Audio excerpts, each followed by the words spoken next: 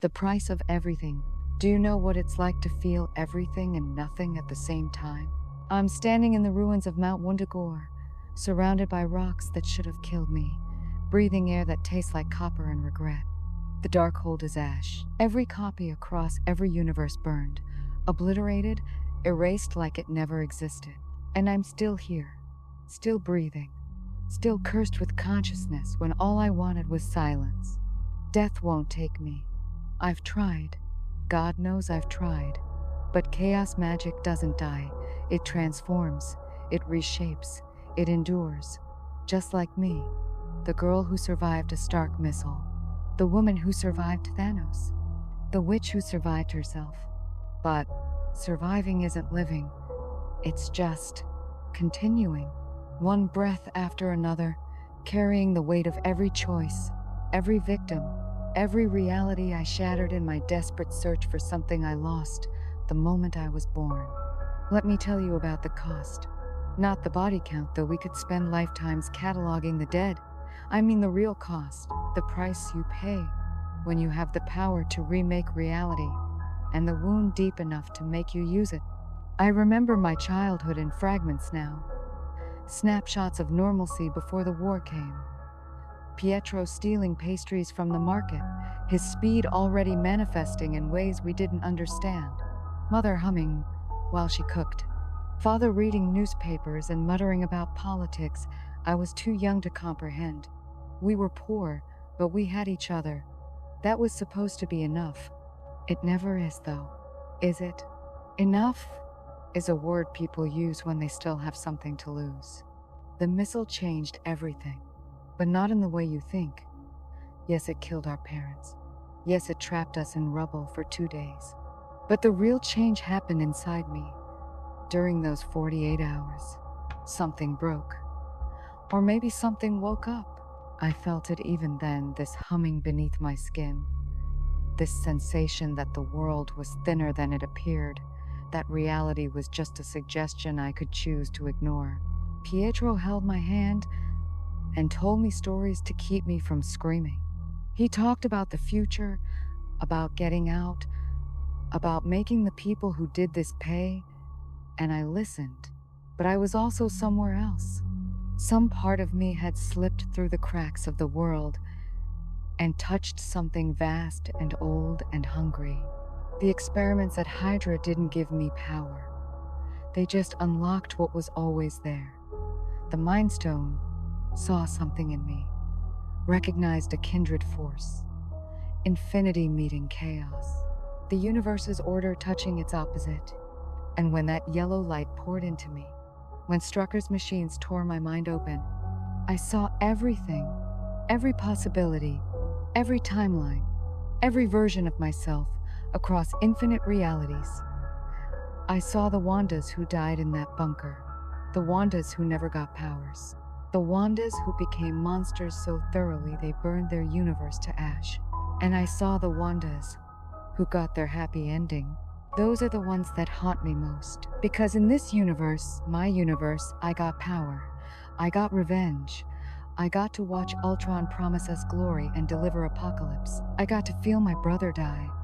His body riddled with bullets, his final breath spent saving a child he'd never meet again. I got to carry his corpse and know that I was alone in a way I'd never been before. You don't understand what it means to be a twin. We weren't just siblings, we were two parts of one soul. When Pietro died, I didn't just lose my brother. I lost half of myself. The better half. The half that still believed in heroism, in simple solutions, and the idea that we could fight the bad guys and win and get to be happy afterward.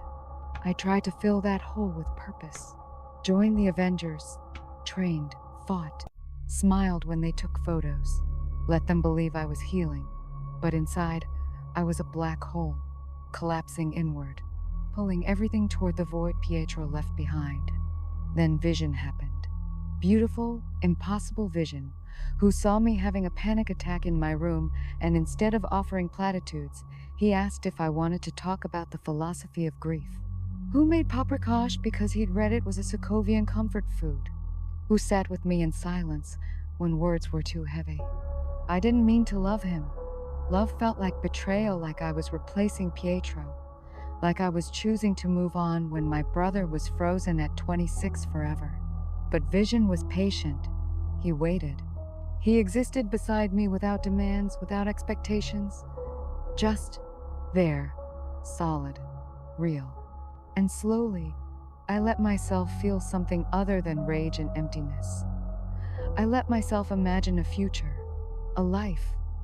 Not the one I lost, but something new, something mine. Infinity War stole that too.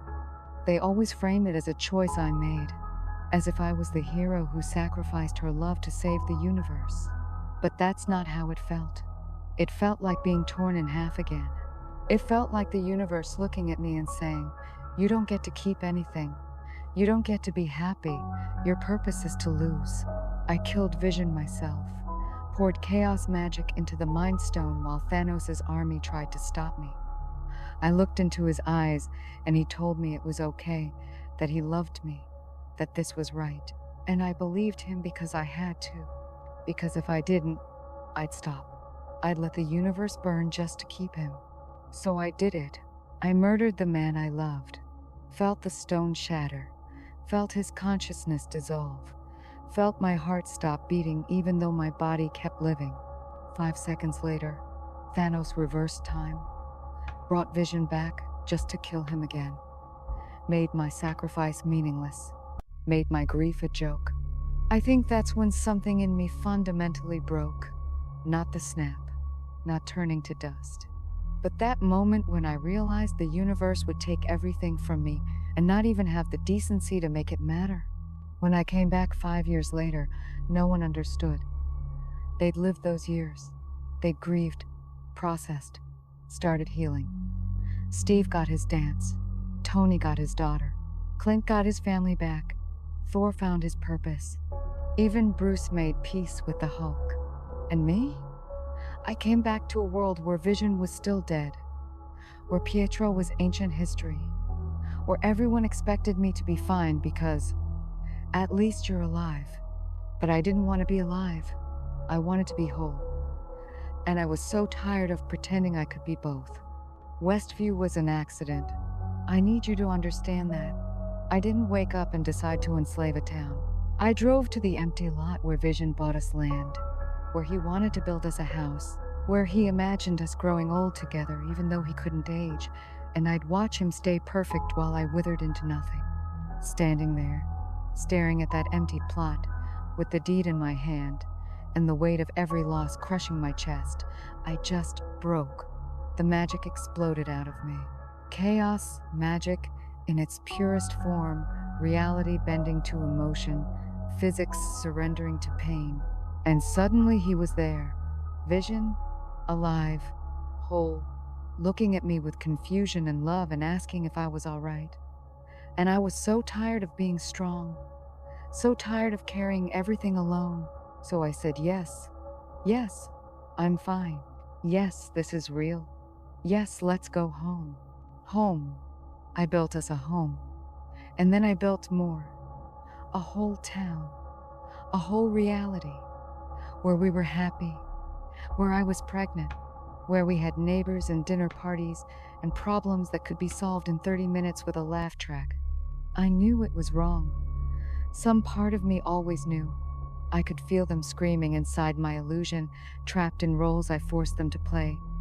But I also felt Tommy kick for the first time, felt Billy sneeze, and accidentally levitate his crib. Watched Vision be silly and domestic and alive. So I chose. I chose my happiness over their freedom. I chose to be the villain if it meant keeping my family. Agatha made me see what I was doing. Not out of kindness, she wanted my power. But she ripped the veil away and made me walk through Westview, seeing their terror. The mother who couldn't hug her daughter. The man begging me to either free him or kill him because existing in my fantasy was torture. And still, I didn't want to stop, even seeing their pain, even knowing I was the monster, because letting go meant losing Vision again, losing my boys, dying a 4th time. But I did it. I released the hex, watched my family dissolve, tucked my children into bed knowing they'd never wake up, kissed Vision goodbye knowing this time was forever. They called me a hero, but heroes don't create the crisis they solve. Heroes don't torture innocence and then expect gratitude for stopping. The Darkhold found me because I was looking for it. Don't let anyone tell you different. I heard its whispers, and I went searching because it promised me what I wanted most, proof that my boys were real somewhere, permission to take them back. And when I opened that book, when I read the prophecy about the Scarlet Witch, the being who could rewrite reality, who was destined to rule or destroy everything, I didn't feel fear. I felt validation.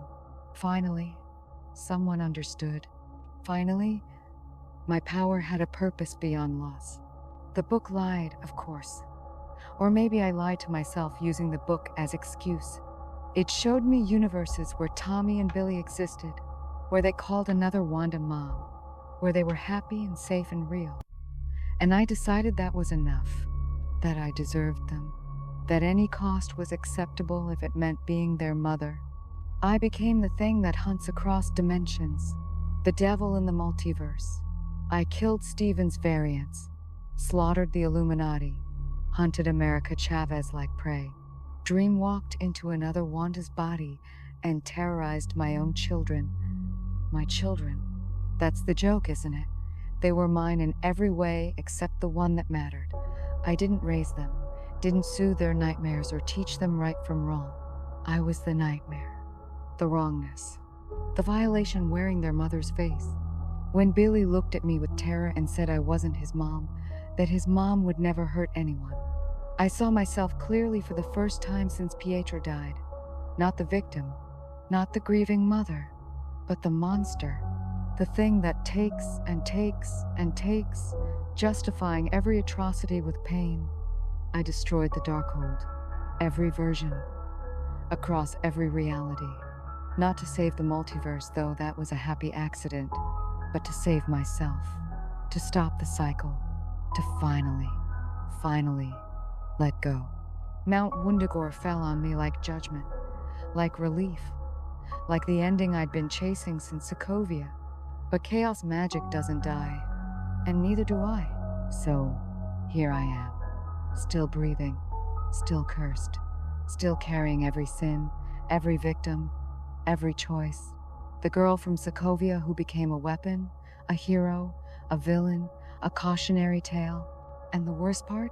If I could go back, if I could choose differently, I'm not sure I would.